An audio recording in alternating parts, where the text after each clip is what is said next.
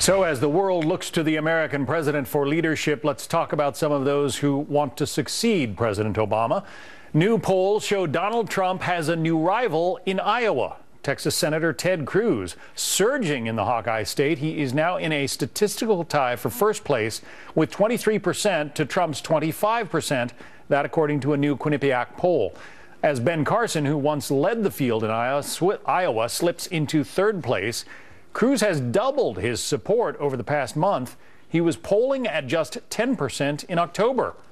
Let's talk about it with Daniel Henninger, deputy editorial page editor for the Wall Street Journal, and Karen Tumulty, national political correspondent for the Washington Post. Welcome to both of you. Karen, to you first, what explains the Cruz surge in Iowa? Well, I think it is explained best by Ben Carson's decline. The key vote in Iowa pretty much always has been evangelical Christians, conservative Christians. And Ted Cruz has been working that slice of the electorate really hard.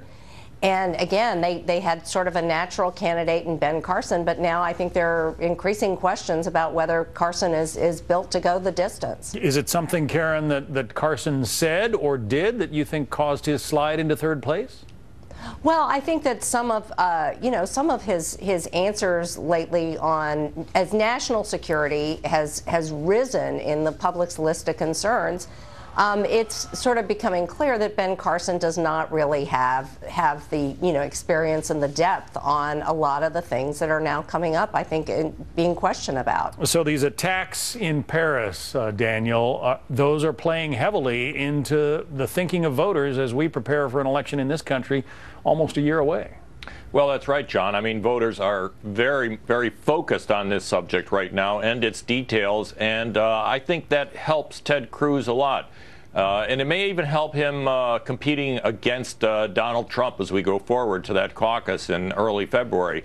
Ted Cruz is extraordinarily articulate on these subjects. He talks in deep substance on something like national security, whereas, Donald Trump's appeal is that he's more of a stylist. He just doesn't talk in any kind of straightforward detail or policy detail about something like the war on terror.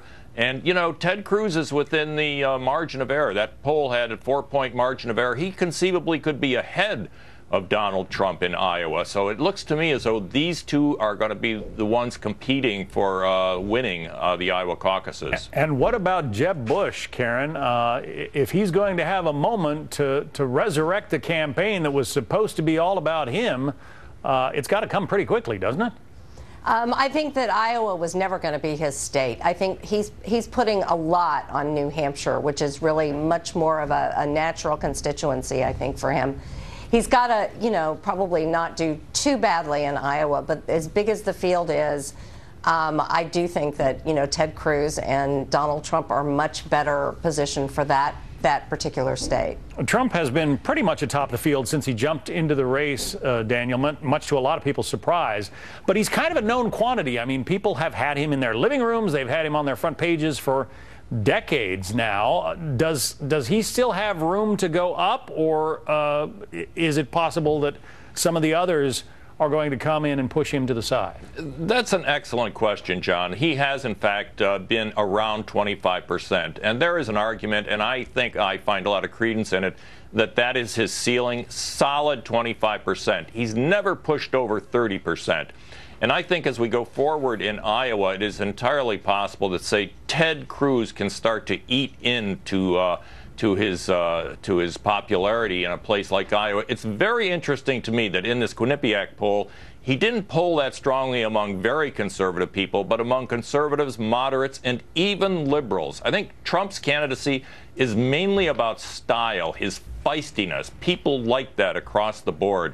But as we get closer to the details of policy and things like the war on terror, he may have trouble sustaining that lead. Daniel Henninger from the Wall Street Journal and Karen Tumulty from the Washington Post. Thank you both. Thank you.